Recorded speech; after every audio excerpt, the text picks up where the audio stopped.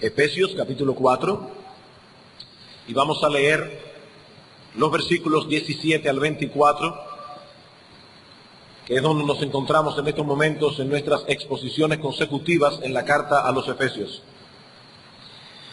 Esto pues digo y requiero en el Señor, que ya no andéis como los otros gentiles que andan en la vanidad de su mente, teniendo el entendimiento entenebrecido, ajenos de la vida de Dios por la ignorancia que en ellos hay, por la dureza de su corazón, los cuales, después que perdieron toda sensibilidad, se entregaron a toda lascivia para cometer con avidez toda clase de impureza. Mas vosotros no habéis aprendido así a Cristo, si es que en verdad le habéis oído y habéis sido por él enseñados conforme a la verdad que está en Jesús. En cuanto a la pasada manera de vivir, despojaos del viejo hombre que está viciado conforme a los deseos engañosos, y renovaos en el espíritu de vuestra mente, y vestíos del nuevo hombre creado según Dios en la justicia y santidad de la verdad. Si hay algo claro en el Nuevo Testamento, es el hecho de que hay una diferencia abismal entre una persona cristiana y una que no lo es. No se trata simplemente de una diferencia de criterio o de comportamiento externo. Lo que estamos diciendo aquí no es que los cristianos poseen normas más altas que el resto de los hombres o que viven más decentemente, no. La diferencia es mucho más profunda. Un cristiano es un individuo que ha sido transformado en su ser interior por el poder del Espíritu Santo y ha sido traído de la muerte a la vida. Este hombre que antes estaba muerto en sus delitos y pecados ha sido regenerado, ha nacido otra vez a una vida donde Cristo es el centro y donde la santidad y la justicia son el principio dominante que los rige. Es un cambio que se produce en el asiento mismo de la personalidad humana, en aquello que la Biblia llama el corazón. El cristiano es, en pocas palabras, una nueva criatura con nuevas motivaciones, nuevas perspectivas, nuevos deseos y anhelos, nuevas metas y propósitos. En 2 Corintios capítulo 5 versículo 17 Pablo dice al respecto que si alguno está en Cristo, nueva criatura es. Las cosas viejas pasaron, he aquí todas son hechas nuevas. Si estamos en Cristo, no podemos ser los mismos que éramos cuando estábamos fuera de Él. Las cosas viejas pasaron, dice Pablo. Eso no significa que somos perfectos, porque nadie lo será de este lado del cielo, pero sí significa que la disposición dominante de nuestra alma ha sido transformada, de tal manera que ese pecado que antes era nuestro amo y al cual obedecíamos con agrado, con satisfacción y deleite, ha venido a ser un enemigo que aborrecemos, aun cuando todavía nos atrae y seduce. El cristiano anhela obedecer la voluntad de Dios y por eso lucha con el pecado que aún mora en él, y por eso se avergüenza cuando es atrapado y seducido momentáneamente a hacer aquello que es contrario a la voluntad revelada de Dios en su palabra. El cristiano y el no cristiano son esencialmente distintos. En el asiento de la personalidad de uno se ha operado un cambio que no se ha operado en el otro. Por eso algo anda mal, muy mal, cuando alguien clama ser creyente y no muestra en su vida mucha diferencia con aquellos que no lo son. Hay algo fundamentalmente equivocado en el cristianismo de muchos de nuestra generación. Y hermanos amados de Iglesia Bíblica del Señor Jesucristo, yo no estoy predicando a hermanos que están en otras iglesias, yo te estoy predicando a ti, a ti. Yo no estoy hablando de otros cristianos. Yo estoy hablando de nuestra iglesia, del cristianismo que muchos de nosotros tenemos. Hay algo fundamentalmente equivocado en el cristianismo de muchos en nuestra generación, que no ven ningún problema, sino más bien como un logro, la aceptación que tienen entre los incrédulos, porque comparten con ellos las mismas aspiraciones, los mismos anhelos e inquietudes, el mismo estilo de vida. Cristo dijo en cierta ocasión a sus discípulos: vosotros sois la sal de la tierra, pero si la sal se desvaneciere, ¿con qué será salada? No sirve más para nada, sino para ser echada fuera y hollada por los hombres. La sal es esencialmente distinta de aquello sobre lo cual suele colocarse, y es allí precisamente donde radica el poder de la sal. Si la sal pierde ese elemento que la distingue, ya no sirve para nada, dice el Señor. No sirve para nada. Y lo mismo ocurre con los cristianos. Lo mismo ocurre con los cristianos. Somos distintos. Y en la misma medida en que esa diferencia se haga latente, en esa medida seremos efectivos en la labor que Cristo nos ha llamado a hacer. Cuando esa diferencia se hace cada vez menos evidente, cuando esa diferencia se hace cada vez menos obvia, hay algo que no anda bien, hay algo que debe ser inmediatamente corregido, porque de lo contrario corremos el riesgo de perder nuestra salinidad y de llegar a ser inútiles. Los cristianos somos distintos. Esencialmente distintos de aquellos que no lo son. Y es precisamente acerca de esto que Pablo nos habla en este pasaje de Efesios 4. ¿Cómo recordarán aquellos que se han estado exponiendo esta serie consecutiva de sermones? La carta de Pablo a los Efesios se divide en dos partes. En los primeros 3 capítulos tenemos una sección eminentemente doctrinal, mientras que en los capítulos 4 al 6 tenemos una sección eminentemente práctica. Pablo quiere que los cristianos posean un claro entendimiento de la naturaleza cristiana, de los grandes privilegios que ahora disfrutamos por el hecho de estar en Cristo. Pero también Pablo está preocupado porque nuestras vidas se correspondan con esa obra de gracia que Dios ha hecho en nosotros. Debemos vivir a la altura de lo que somos. Noten lo que dice el capítulo 4, versículo 1. Yo pues, preso en el Señor, os ruego que andéis como es digno de la vocación con que fuisteis llamados. Y ese es el tema de esta segunda sección de la carta. En los primeros 16 versículos del capítulo 4 que ya hemos estudiado, Pablo nos muestra cuáles son nuestras responsabilidades para con el pueblo de Dios, la iglesia. Mientras que en los versículos que pasaremos a estudiar a partir de ahora, su foco de atención es el cristiano y su relación con el mundo que lo rodea. En los versículos 17 al 24 que vamos a estudiar hoy, Pablo introduce este tema con una declaración general, que luego pasa a explicar en detalle a partir del versículo 25 del capítulo 4 hasta el versículo 21 del capítulo 5. Hoy en la mañana, como ya he dicho, vamos a considerar la declaración general de los versículos 17 al 24 y lo haremos bajo 2 encabezados. En primer lugar, en los versículos 17 al 19, veremos los rasgos característicos de la vida del hombre sin Cristo. Y en los versículos 20 al 24, el cambio que se ha operado en aquellos que están en Cristo. Veamos entonces, hermanos, en primer lugar, los rasgos característicos de la vida del hombre sin Cristo. Versículo 17. Esto pues digo y requiero en el Señor, que ya no andéis como los otros gentiles que andan en la vanidad de su mente. Esa palabra que Reina Valera traduce como requerir, significa literalmente testificar. Esto pues digo y testifico en el Señor. La idea de esta palabra es la de declarar algo solemnemente.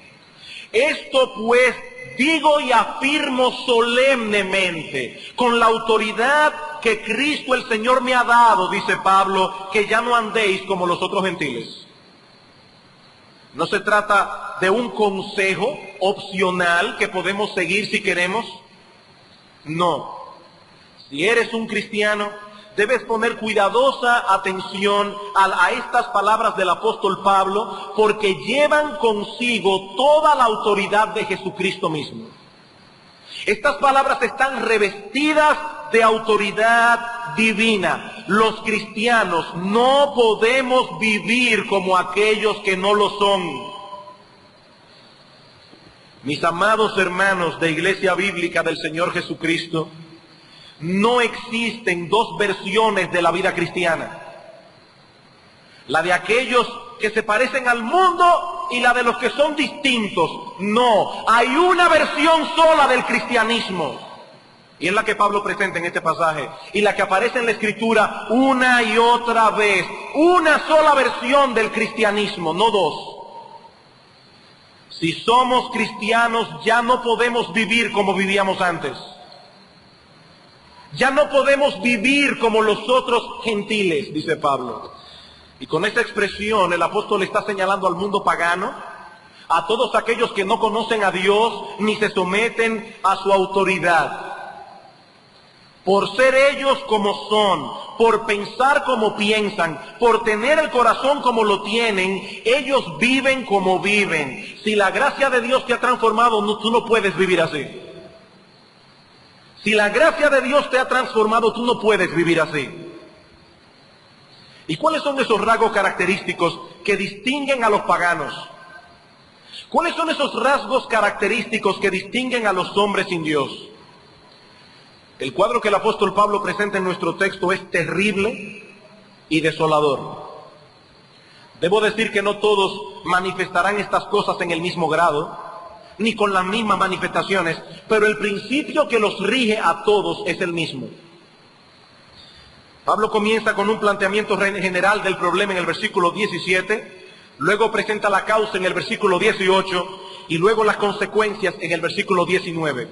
Veamos en primer lugar el planteamiento del problema. Versículo 17 dice: no andéis como los otros gentiles que andan en la vanidad de su mente. He ahí el problema.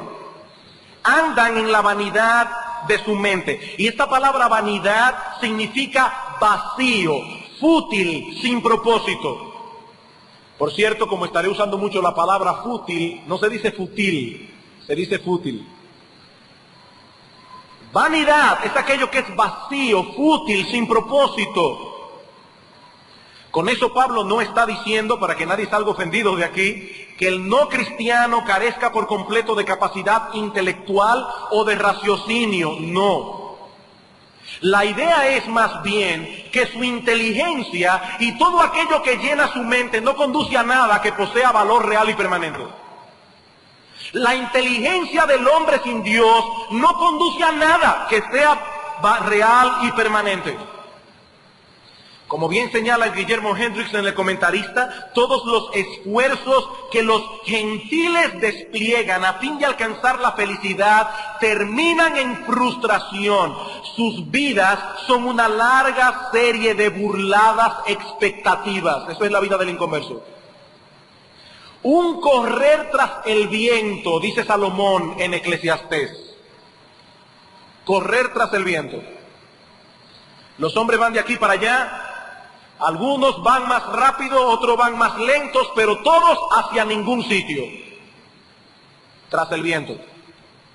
En el día del juicio, todas aquellas cosas por las que vivieron, el placer, la fama, el dinero, la diversión, no les servirá de nada. Con espanto verán que todo lo que su mente produjo a lo largo de toda su vida solo los guió a su propia destrucción y miseria. El hombre sin Dios vive una vida vacía, sin sentido, porque su mente es vana. Lo que produce no sirve en lo tocante a aquello que realmente importa. En lo tocante a aquello que tiene valor real y permanente. La verdad, la justicia, el sentido y la razón de la vida, el propósito de nuestra existencia, el conocimiento de Dios. Esas son las cosas que en verdad importan. Y es muy probable que al escribir estas palabras, el apóstol Pablo estuviese pensando en la civilización griega. ¿De qué le sirvió a los griegos las grandes mentes que ese pueblo produjo en lo que respecta a la búsqueda de esas cosas que realmente tienen valor? Cuando el apóstol Pablo visitó Atenas, aquella gran ciudad de la civilización antigua, ¿qué encontró Pablo allí? A un pueblo idólatra, ignorante. Se dice que era más fácil encontrar en Atenas a un ídolo que a un hombre. Sus logros en el arte, la política, la filosofía, de nada le sirvió en la búsqueda de Dios y de la verdadera felicidad. De nada le sirvió. Mentes vacías, fútiles, desprovistas de dirección y de verdadero conocimiento. He ahí el verdadero problema del hombre natural. Su mente es vana. En segundo lugar, Pablo señala en el versículo 18 cuál es la causa de este mal. ¿Cuál es la causa de este mal? Versículo 18, teniendo el entendimiento entenebrecido, ajenos de la vida de Dios, por la ignorancia que en ellos hay, por la dureza de su corazón. Lo primero que Pablo señala en el texto es que los hombres en su estado natural tienen el entendimiento entenebrecido. Por eso su mente es vana. Tienen el entendimiento entenebrecido, porque su capacidad de razonar equilibradamente ha sufrido daños enormes por causa del pecado. Este hombre no es capaz de discernir lo que realmente necesita. Este hombre no puede analizar la vida con una perspectiva correcta, porque su entendimiento está en tinieblas. Porque padece de una ceguera que es 1000 veces peor que la ceguera física. El hombre que está ciego sabe que está ciego, pero la ceguera espiritual tiene la particularidad de que aquellos que la sufren creen que ven. Es una ceguera terrible. Esa es la condición en que se encuentra el hombre por haber rechazado la luz de Dios en tinieblas. Dice Pablo en Romanos capítulo 1, versículo 20, que Dios se ha revelado a sí mismo al hombre por medio de las cosas hechas. Y más aún, que Dios ha dado al hombre la capacidad para comprender a través de esa revelación, a través de la creación, al menos algunas cosas fundamentales de la existencia y el poder de Dios. Pero ¿qué hicieron los hombres? Que habiendo conocido a Dios, dice Pablo, no le glorificaron como a Dios, ni le dieron gracias, sino que se envanecieron en sus razonamientos, y su necio corazón fue entenebrecido. Profesando ser sabios, se hicieron necios. Él cree que es un experto, dice Pablo, profesa ser sabio, pero es en realidad un necio. Y mi amigo, por favor, no te molestes conmigo en esta mañana, yo estoy simplemente citando la Escritura. Es Pablo, por el poder del Espíritu de Dios, que dice eso del hombre sin Dios. Es un necio. Hermanos, ¿cómo podemos explicar que un científico niegue la existencia de Dios, teniendo delante de sí la maravilla de la creación, teniendo delante de sí muestras por doquier de un diseño inteligente? ¿Cómo podemos entender que este hombre prefiera pensar que todo esto es producto de una evolución casual antes que postrarse delante del Creador y adorarle? ¿Cómo podemos entender eso? No es porque él es más inteligente, es que es un necio. Eso es lo que Pablo está diciendo aquí. No es que él es más inteligente que tú y que yo, es que es un necio. Ese es el producto de un entendimiento entenebrecido. El hombre posee la capacidad de ver ciertas cosas, pero es completamente incapaz de deducir sus implicaciones y de vivir en consecuencia. Leía recientemente las palabras escritas por un físico cuántico llamado John Polkinghorne. Este hombre es presidente del Queen's College en Cambridge y escribió un libro de física cuántica que ha sido sumamente alabado. Y dice este hombre acerca de la exactitud de nuestro universo, y como verán, este hombre cree en el Big Bang. Él cree que hubo una explosión que originó la creación. Sin embargo, noten lo que él dice acerca de esto.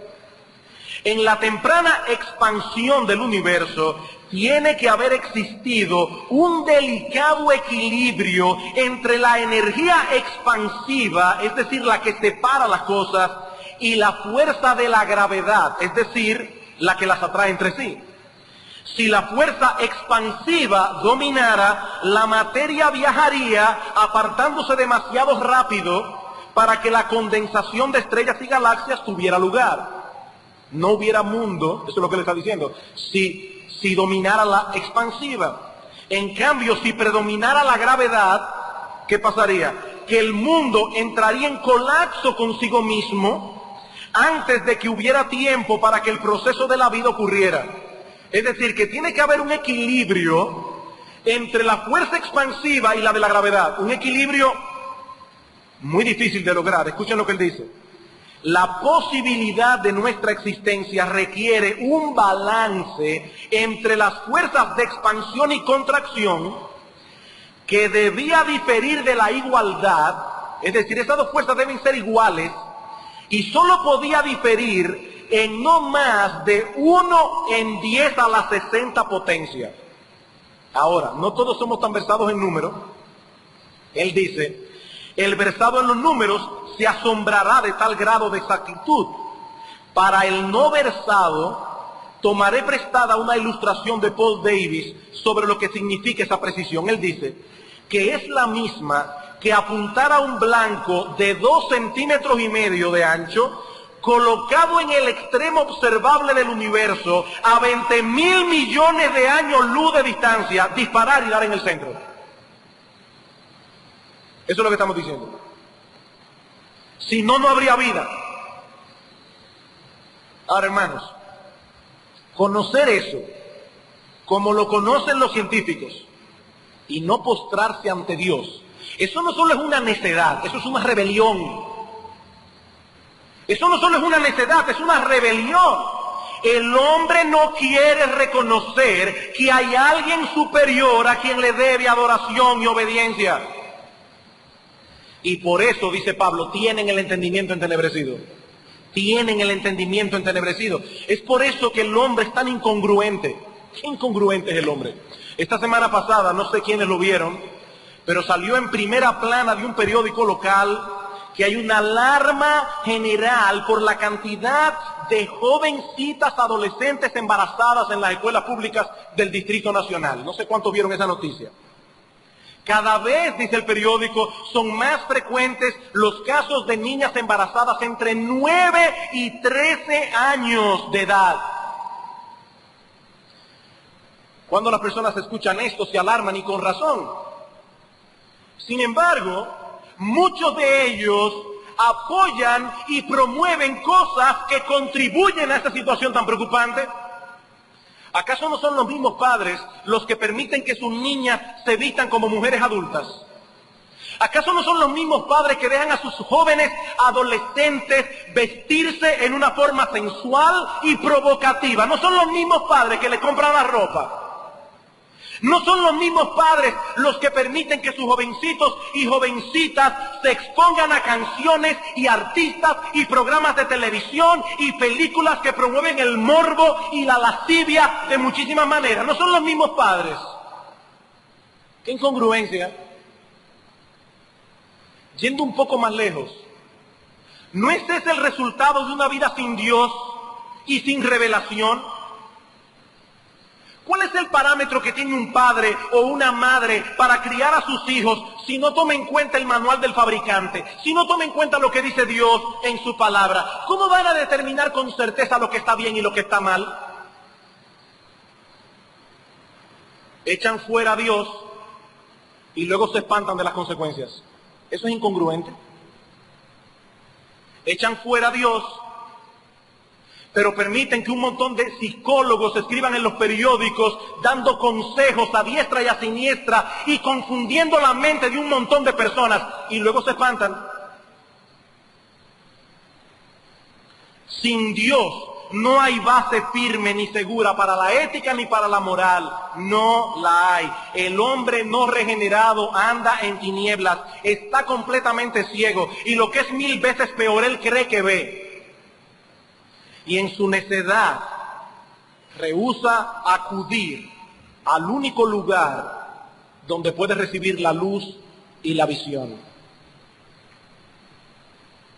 Pero Pablo nos dice también en nuestro texto que los hombres en su estado natural no solo tienen el entendimiento entenebrecido, sino que se encuentran ajenos a la vida de Dios. Versículo 18, teniendo el entendimiento entenebrecido, ajenos de la vida de Dios. Ellos están excluidos, ellos están separados de aquella vida que viene de Dios. Una vida caracterizada por la verdad, la justicia, la santidad y la alegría. Y la alegría. Esa es la vida que viene de Dios. Ellos están separados de la fuente de todo bien. Ellos están separados de la fuente de toda belleza. Ellos están muertos en sus delitos y pecados. El principio de la verdadera vida espiritual no fluye por sus corazones. Están muertos. ¿Y todo eso por qué? Porque ellos han determinado continuar viviendo en su pecado. Noten lo que dice el apóstol aquí. Teniendo el entendimiento entenebrecido, ajenos de la vida de Dios, por la ignorancia que en ellos hay, por la dureza de su corazón. En otras palabras, son ignorantes de Dios y de sus caminos, pero su ignorancia es voluntaria. Es una ignorancia voluntaria. Tienen un corazón duro, dice Pablo, encallecido, dice el texto literalmente, encallecido. Y por lo tanto no tienen el menor deseo de abandonar su vida de pecado. Todo pecado genera cierto grado de ceguera y de dureza en el corazón. Lo va encalleciendo, lo va haciendo cada vez más insensible.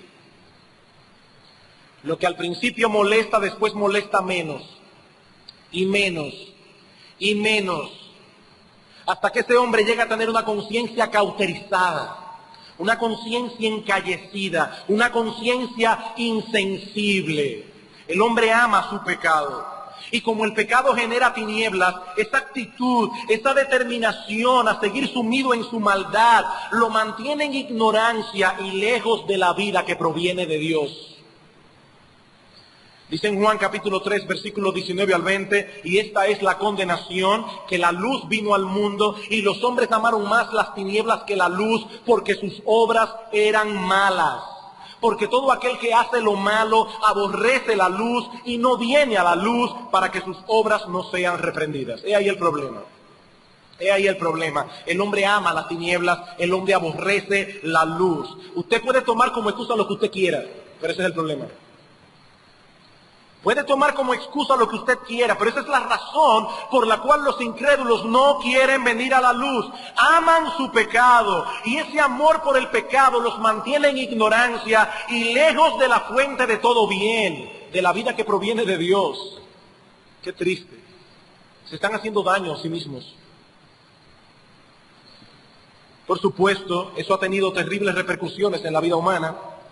En el versículo 19, Pablo nos muestra algunas de las consecuencias que ese estado de cosas ha producido en el hombre. Versículo 19, los cuales, después que perdieron toda sensibilidad, se entregaron a la lascivia para cometer con avidez toda clase de impureza.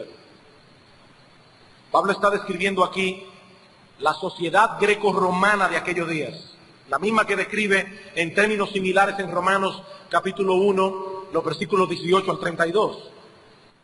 Debo decir que no todos los seres humanos han llegado al mismo grado de insensibilidad, ni todos tienen las mismas manifestaciones pecaminosas que Pablo menciona aquí, pero es hacia esa insensibilidad, hacia esa impureza que el mundo se mueve. Estas cosas se hacen cada vez más normales y naturales, cada vez hay menos restricción, cada vez se hace más tenue la línea que separa el bien del mal, y aún personas que se guardan a sí mismas de participar de ciertas cosas no tienen problema en entretenerse con programas de televisión donde la violencia, la inmoralidad, el lenguaje de doble sentido, la bajeza de mucha gente que no tiene reparo en exponer públicamente su vergüenza, es parte del atractivo. Ellos no lo hacen, pero se sientan allí a llenar su mente de basura. Ellos no tienen problema con eso. He ahí, mis hermanos y amigos, el terrible cuadro que Pablo nos pinta en este texto de la vida del hombre sin Dios. Vanidad, oscuridad, separación de Dios, ignorancia, dureza, insensibilidad, lascivia, avaricia, impureza. Ahora, hermanos, todo eso está aquí a modo de contraste. Todo eso está aquí a modo de contraste. Pablo quería que estos hermanos de Éfeso comprendieran que un cambio dramático se había producido en ellos y que por lo tanto ellos no podían seguir viviendo el estilo de vida que antes los caracterizaba cuando no eran cristianos. Y eso nos lleva a nuestro segundo encabezado. Ya hemos visto los rasgos característicos de la vida del hombre sin Cristo. Veamos ahora en segundo lugar el cambio que se ha operado en aquellos que están en Cristo. Versículo 20. Mas vosotros no habéis aprendido así a Cristo, si en verdad le habéis oído y habéis sido por él enseñados conforme a la verdad que está en Jesús. Hermanos, noten cómo Pablo describe la vida cristiana en este texto. Él no dice que ellos habían aprendido acerca de Cristo. Él dice que ellos habían aprendido a Cristo. Ellos habían aprendido a Cristo. Hay una diferencia enorme entre aprender una lección y conocer una persona. El cristianismo no consiste en conocer y abrazar un conjunto de proposiciones y doctrinas, aunque estas cosas están incluidas en ser cristianos. Pero el cristianismo es mucho más que eso. El cristianismo consiste en conocer, confiar, seguir y amar a una persona, nuestro Señor Jesucristo.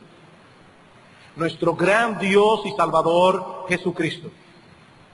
Y ese conocimiento conlleva una profunda transformación espiritual que alcanza hasta las partes más profundas de nuestra personalidad. Un cambio que se manifiesta en todas las áreas de nuestra vida.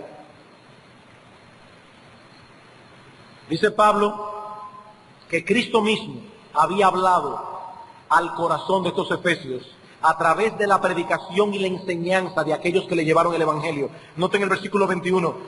Versículo 20, mas vosotros no habéis aprendido así a Cristo, si en verdad le habéis oído y habéis sido enseñados por Él conforme a la verdad que está en Jesús. Ahora, estas no son palabras de duda. Esa expresión que Reina Valera traduce, si en verdad le habéis oído, podemos traducirla, pues ciertamente vosotros oísteis y fuisteis enseñados en Él. Y aquí quiero traer una enseñanza incidental acerca de la predicación. Mis amados hermanos, cuando el Evangelio es predicado fielmente y la palabra de Dios es expuesta con precisión, Cristo mismo habla al corazón de los hombres. Por eso es una falta muy grave cuando un cristiano falta a un culto de adoración sin una causa que lo justifique. Hemos dicho eso una y lo diremos 1000 veces más. Eso es un gravísimo pecado. Nosotros debemos estar aquí fielmente predicando la palabra de Dios y tú, mi hermano, debes estar aquí fielmente para oírla, a menos que una causa de mucho peso te lo impida. Porque es Cristo mismo quien habla a la iglesia. La voz de Cristo mismo, dice Pablo. Ustedes oyeron a Cristo, dice Pablo. ¿Y qué enseña Cristo? A aquellos que Él llama salvación por medio de su palabra. ¿Qué es lo que le enseña?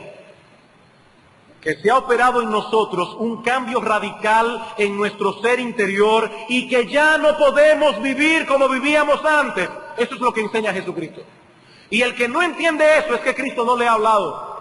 Tan sencillo como eso, Cristo no le ha hablado. Él no ha sido enseñado por Cristo, no es cristiano, va camino a una condenación eterna. Lo que Cristo enseña a los suyos es que somos esencialmente distintos de los no cristianos. que existe un abismo, una diferencia enorme entre las personas de este mundo y el ciudadano del reino de los cielos. Por eso dice Santiago en su carta que si alguno ama al mundo, es enemigo de Dios. No hay dos versiones del cristianismo. O tú eres amigo de Dios o tú eres enemigo de Dios. Y si tú amas al mundo, mira, mi amigo, yo no sé si tú eres miembro de Iglesia Bíblica del Señor Jesucristo. Si te bautizaste aquí, tú eres enemigo de Dios y vas camino al infierno. Eso es lo que dice la Escritura. Si alguno ama al mundo, dice Juan, el amor del Padre no está en él. Punto. El amor del Padre no está en él. Si alguno ama al mundo.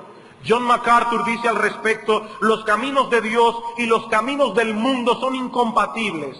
La idea promovida por algunos que claman ser evangélicos de que un cristiano no tiene que dejar nada ni cambiar nada cuando viene a ser cristiano es nada menos que diabólica, dice MacArthur. Diabólica. Esta noción, bajo la pretensión de elevar la gracia de Dios y de proteger el evangelio, no hace otra cosa que enviar muchas personas confiadamente al camino ancho que según Jesús guía a la destrucción. Guía a la destrucción, ese concepto. Los cristianos son distintos, esencialmente distintos de los no cristianos. Noten cómo Pablo lo explica en nuestro texto, versículo 22, en cuanto a la pasada manera de vivir, despojaos del viejo hombre que está viciado conforme a los deseos engañosos y renovaos en el espíritu de vuestra mente y vestíos del nuevo hombre, creado según Dios en la justicia y santidad de la verdad. Tristemente esta traducción no es la que expresa mejor lo que este texto realmente enseña. Aquí los que tienen la Biblia de las Américas tienen una tremenda ventaja. El apóstol Pablo usa aquí tres infinitivos que Reina Valera ha traducido como mandato: despojaos, renovaos, vestíos. Pero en realidad son tres infinitivos a través de los cuales Pablo expresa lo que ya Cristo hizo en nosotros. Lo que ya Cristo hizo en nosotros al salvarnos. ¿Y qué fue lo que Cristo hizo? Bueno, en primer lugar, nos libertó de la esclavitud del pecado, de tal manera que ahora podemos despojarnos del patrón de vida que antes seguíamos.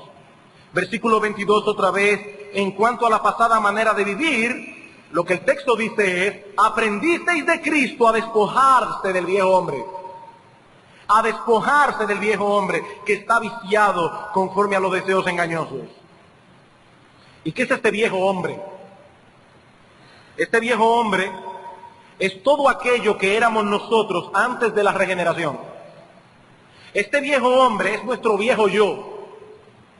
Y dice Pablo que este viejo hombre está viciado conforme a los deseos engañosos. Con ese viejo hombre ya no hay nada que hacer. Ese viejo hombre no se regenera, hay que echarlo fuera. Ese viejo hombre no tiene remedio. Eso es lo que Pablo está diciendo. Se lo está diciendo a cristianos, dice, ese viejo hombre no tiene remedio, está viciado conforme a los deseos engañosos y por lo tanto hay que desecharlo por completo. El viejo hombre no mejora con el tiempo, se corrompe cada vez más y más. Ahora noten, hermanos, algo sumamente importante.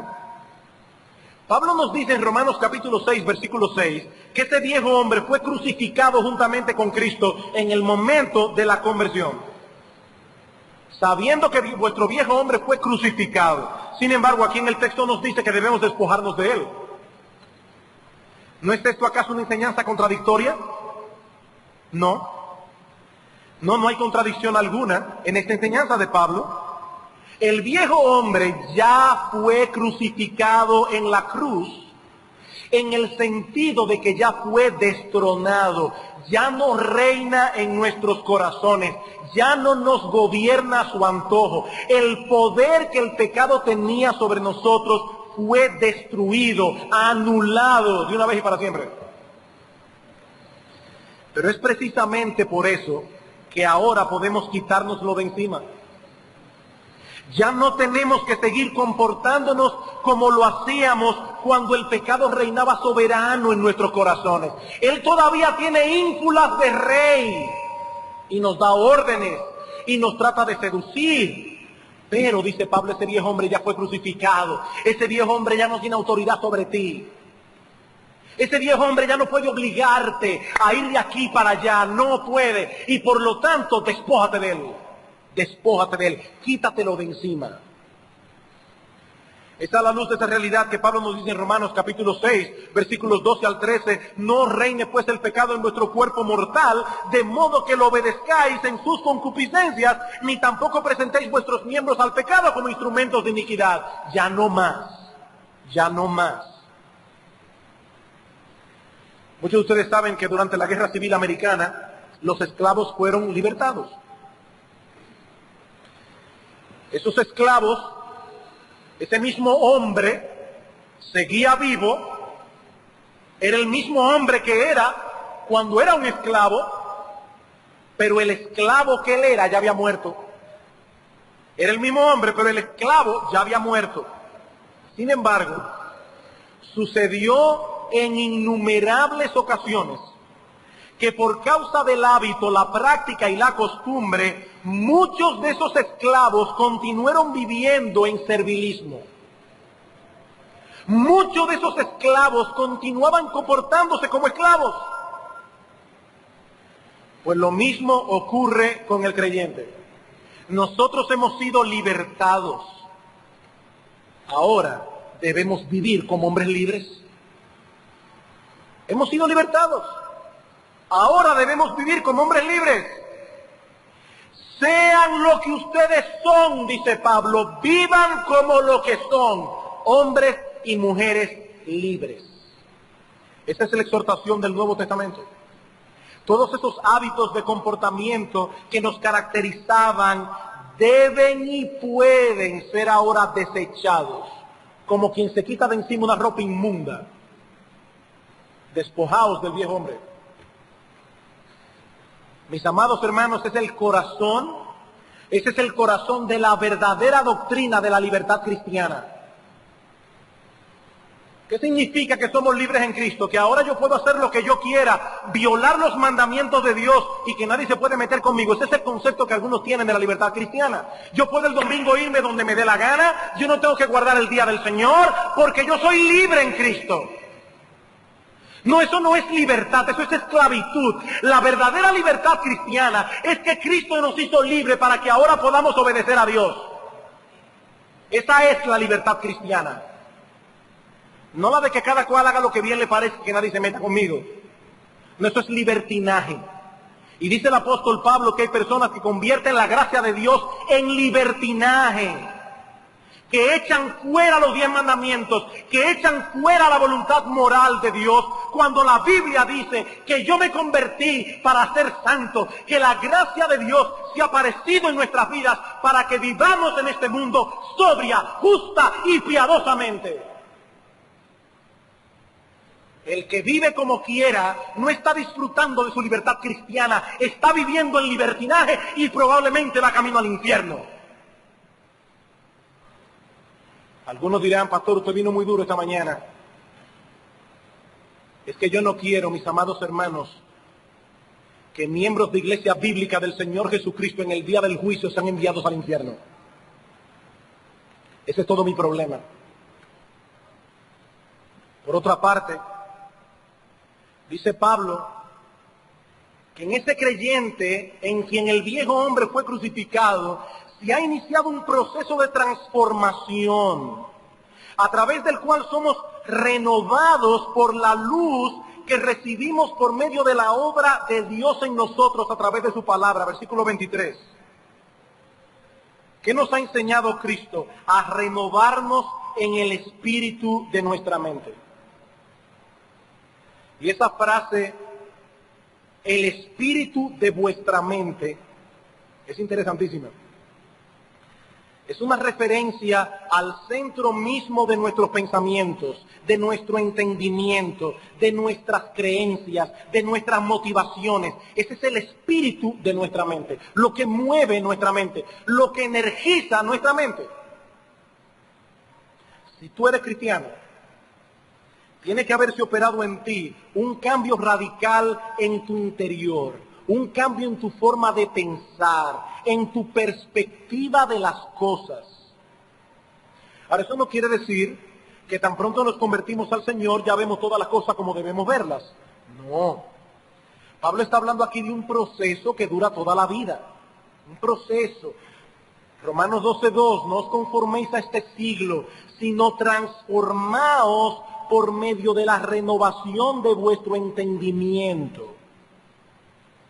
A medida que recibimos la luz de la palabra de Dios, nuestro entendimiento es renovado y de esa manera se hace cada vez más evidente que somos una nueva criatura. Noten el versículo 24, y vestíos del nuevo hombre. En ese proceso de renovación nos vamos vistiendo del nuevo hombre, creado según Dios en la justicia y santidad de la verdad.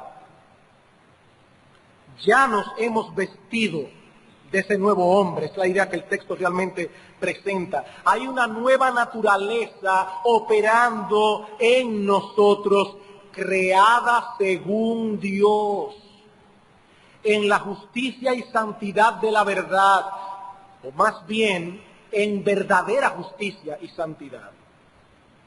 Esa nueva naturaleza, implantada en la regeneración por el Espíritu Santo, esa nueva naturaleza nos mueve eficazmente, a algunos más rápido que a otros, pero nos mueve eficazmente a ser cada vez más como es Dios. Por eso es que dice, creado según Dios. Nos mueve a ser cada vez más como es Dios, cada vez más santo, cada vez más justos en nuestra vida práctica. Ya no somos lo que éramos. Somos una nueva creación en Cristo. Ese es el punto que Pablo está haciendo aquí. Podemos resumir todo el mensaje de hoy en una sola oración. Que ya no andéis como los otros gentiles, pues vosotros no habéis aprendido así a Cristo. Eso no fue lo que Cristo te enseñó. Ya no andéis como los otros gentiles. Como decíamos al principio, algo anda mal, muy mal, cuando alguien clama ser un cristiano, pero los de afuera no ven ninguna o muy poca diferencia. Y eso te aplica a ti, joven, que estás en la escuela, que estás en la universidad, mi amigo, tú en tu trabajo, en tu casa, tu esposa, tus hijos, tus familiares. Hay algo que anda mal si ellos no pueden ver alguna diferencia en ti. Mi amado hermano, los incrédulos son como son, porque la mente de ellos es vana, porque ellos están en tinieblas, porque están separados de Dios, sumidos en la ignorancia, la dureza y la insensibilidad. Por eso ellos valoran lo que valoran, por eso viven como viven, por eso crían a sus hijos como los crían, por eso hablan como hablan, por eso se visten como se visten. Pero ¿qué de ti? ¿Qué de ti? Tú clamas ser cristiano. Tú clamas haber sido enseñado por Él. ¿No cambió Él tu forma de pensar con respecto a esas cosas? Cuando tú viniste a Cristo en arrepentimiento y fe, ¿no fue acaso porque viste que este mundo era una basura y que tu pecado te estaba llevando a una destrucción? ¿No fue por eso que tú viniste a Cristo en arrepentimiento y fe? Yo espero que sí. Pero me temo que algunos parecen estarse arrepintiendo de haberse arrepentido. Algunos parecen estar arrepintiéndose de haberse arrepentido. Ahora son más balanceados. Siguen viviendo externamente como cristianos. Vienen a la iglesia cada domingo. Hasta siguen leyendo su Biblia de vez en cuando y oran por los alimentos. Pero cuando uno ve el estilo de vida que viven, el orden de sus prioridades, la forma como están criando a sus hijos, las libertades que les dan, cómo se los entregan al mundo en bandeja de plata, al mismo mundo del que ellos salieron desengañados. Unos se preguntan qué está pasando aquí. ¿Se estarán arrepintiendo de haberse arrepentido?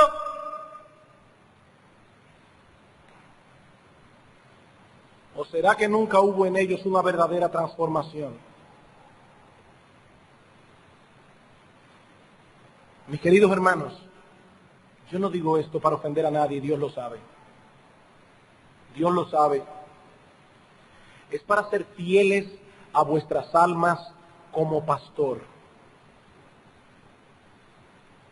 No queremos que algunos miembros de Iglesia Bíblica del Señor Jesucristo, cuando lleguen al día del juicio, Jesucristo mismo les diga: apartaos de mí, malditos, al fuego eterno preparado para el diablo y sus ángeles. Ese es el problema. No queremos que andando el tiempo Iglesia Bíblica del Señor Jesucristo venga a convertirse en un club religioso. Sí sabemos que la vida cristiana es una lucha, pero los verdaderos cristianos están envueltos en esa lucha, no dejándose arrastrar. Y yo te pregunto, mi hermano, ¿dónde estás tú? ¿Dónde estás tú? Es obvio para las personas que te rodean que tú eres distinto, que tú no persigues las mismas cosas que ellos persiguen, que no te afanas por lo que ellos se afanan, que no valoras por lo que ellos valoran, que no estás metido en ese tren de sensualidad en el que está metido el mundo de cabeza. ¿Dónde estás tú? ¿O eres de los que ven a los que están corriendo bien y piensan que son unos fanáticos extremistas? ¿O eres de los que escuchan mensajes como estos y te va por ahí diciendo, bueno, eso es lo que dice el pastor? No, eso es lo que dice Pablo en su carta a los Efesios. Eso es lo que Cristo le enseña a los hombres y mujeres que van camino al cielo. Cuidado, cuidado. Me temo que algunos están enarbolando la bandera de la gloriosa doctrina, porque es gloriosa, de la libertad cristiana, pero solo para justificar una vida sensual, una vida mundana, una vida liberal, una vida que no es congruente con nuestra profesión de fe. Y yo temo sinceramente que algunos descenderán al infierno con la bandera de la libertad cristiana en la mano y arrastrarán con ellos a sus hijos también. Con la bandera en la mano descenderán al infierno. Y lo más penoso es que arrastrarán a sus hijos con ellos.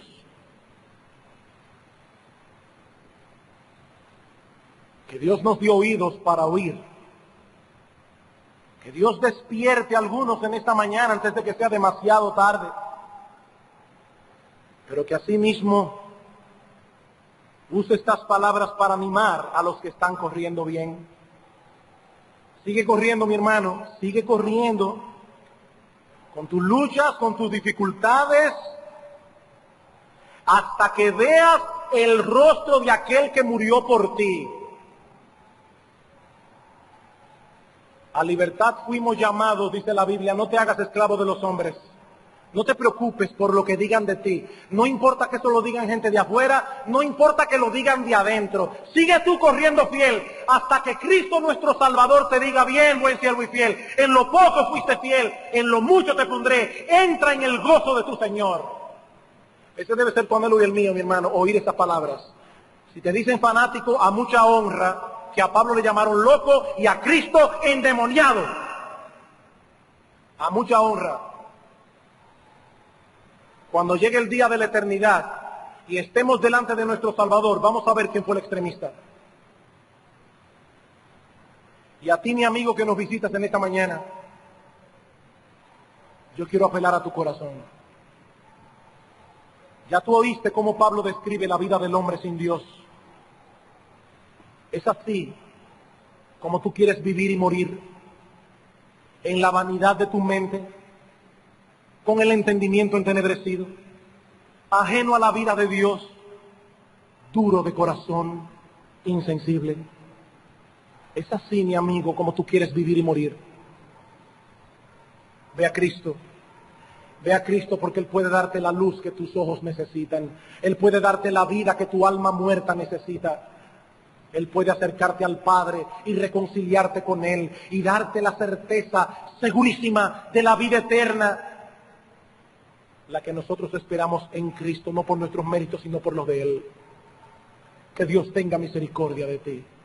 Cristo puede resucitar tu corazón adormecido. Cristo puede darte vida en medio de tu pecado, en medio de tu mortandad. Cristo tiene poder porque Él es un gran Salvador. Ve a Cristo y clámale a Él misericordia, que Él no rechazará a nadie, ni lo echará fuera. Esa ha sido su promesa. Y ese es nuestro testimonio, que un día fuimos a Él clamando por misericordia. Misericordia nos fue concedida y nos dieron un título de propiedad en el reino de los cielos. Que Dios tenga misericordia. Vamos a orar. Padre nuestro, recordamos aquella ocasión en que Cristo nuestro Salvador pronunció palabras duras, que aún los discípulos tuvieron que decir: dura es esta palabra, ¿quién la puede oír? Sabemos, oh Señor, que las palabras que hemos pronunciado en esta mañana son palabras duras. Pero cuánto necesitamos, oh Señor, cuánto necesitamos que se nos hable con claridad para que lleguemos con seguridad al reino de los cielos. Nuestro Dios, mira, iglesia bíblica del Señor Jesucristo. Padre, te lo suplicamos, aplica tú con poder esta palabra en los corazones de todos conforme a la necesidad de cada uno. Mira aquellos hermanos, buenos hermanos que están corriendo bien la carrera. Algunos quizás están cansados, anímalos, oh Señor. Dales aquella gracia de tu Espíritu. Recuérdales que el viejo hombre fue crucificado, que ellos no tienen por qué obedecerle, no tienen por qué obedecer a este viejo hombre con sus demandas. Ayúdanos, oh Señor. Ayuda a nuestros hermanos y a aquellos, oh Padre, que necesitan una advertencia.